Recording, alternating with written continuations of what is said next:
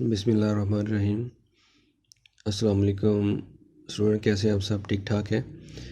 अच्छा, हमने एक सिलसिला शुरू किया हुआ है कि अकाउंटिंग की बेस को हम ऐसा ऐसा स्ट्रॉन्ग करते जा रहे हैं। आपको बेसिक चीज़ें बता रहे हैं ताकि आपकी बेस स्ट्रॉन्ग हो और उसके ऊपर आपकी जो बिल्डिंग है वो बेहतर बने। तो उसी सिलसिले को जारी रखते हुए आज हम डिस्कस करते हैं rule of debit and credit.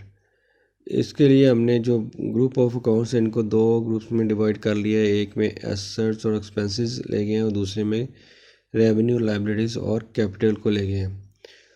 तो अगर हम एसेट और एक्सपेंस में ग्रुप में डिस्कस कर जाते हैं और डिस्कस को करते हैं तो उसका जो नॉर्मल बैलेंस होता है, जहाँ पे भी एसेट या एक्सपेंस लिखा होगा तो कोई भी आपसे एक क्वेश्चन करता है कि इसका बैलेंस क्या है, तो आप सिंपली कह सकते हैं जिसका बैलेंस जो है वो डेबिट बैलेंस है। और दूसरी तरफ अगर एसेट्स और एक्सपेंस में अगर इंक्रीज़ होता है तो ये डेबिट हो जाते हैं, और अगर एसेट और एक्सपेंस में डिक्रीज़ होता है तो ये क्रेडिट हो जाते हैं। इसकी छोटी छोटी एग्जांपल डिस्कस कर लेते हैं यहाँ पे भी। सपोज़ मैंने सैलरी पे किया है कैश में 10 लाख, कैश के थ्रू या बैंक के थ्रू मैंने 10 लाख सैलरी पे किया है, तो एक्सपेंस आपका बढ़ा, सैलरी एक्सपेंस आपका बढ़ा, वो डेबिट हो गया 10 लाख से। उसके अगेंस्ट आपका अगर बैंक से पे हुई है तो बैंक वरना कैश आपका डिक्रीज़ हुआ, क्योंकि आपका कैश आउट हो गया है तो डिक्रीज़ हुआ, जिसकी वजह से ये क्रेडिट हो जाएगा। और इसी तरह अगर आपने कोई फ़र्नीचर परचेज़ किया तो फर्नीचर एसेट है, उसमें इंक्रीज़ हुआ तो वो डेबिट हो गया। उसके अगेंस्ट आपने कैश पे किया तो वो कैश भी एसेट है लेकिन उसमें कमी आई है तो वो क्रेडिट हो जाता है। यानी एसेट और एक्सपेंस में जब भी इंक्रीज़ होगा तो ये डेबिट की तरफ जाएंगे, डेबिट होंगे, और जब भी इनमें डिक्रीज़ होगा तो ये क्रेडिट होंगे। अब जो हमारा दूसरा सेक्शन है उसमें हमने लिए हुए हैं रेवेन्यू, लायबिलिटीज़ और कैपिटल। इनका भी नॉर्मल जो बैलेंस है वो हम अगर डिस्कस करें तो ये क्रेडिट होता है, लेकिन ये इनमें इंक्रीज़ और डिक्रीज़ जो है उसमें डेबिट और क्रेडिट का इफेक्ट बिल्कुल एसेट और एक्सपेंसेस के रिवर्स होता है।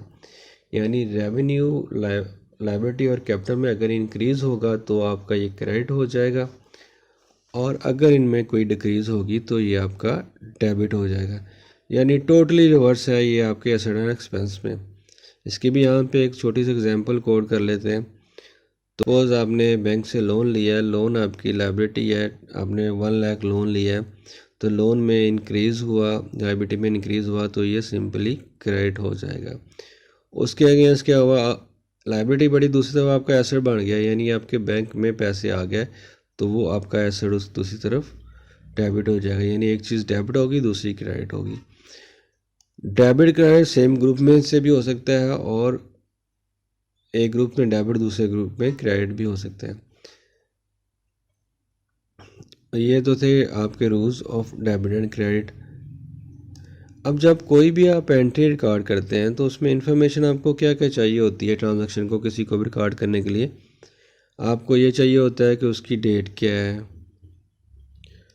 उसके बाद आपको चाहिए होता है कि उसमें कौन कितने अकाउंट हैं। आपने देखना होता है एक ट्रांजैक्शन में 2 अकाउंट हैं या 2 से ज़्यादा अकाउंट हैं जिन्होंने डेबिट और क्रेडिट होना है, उस ट्रांजैक्शन की अमाउंट क्या है, उसके बाद किस नेचर की ट्रांजैक्शन है, उसके बाद उसका है लेजर फोलियो।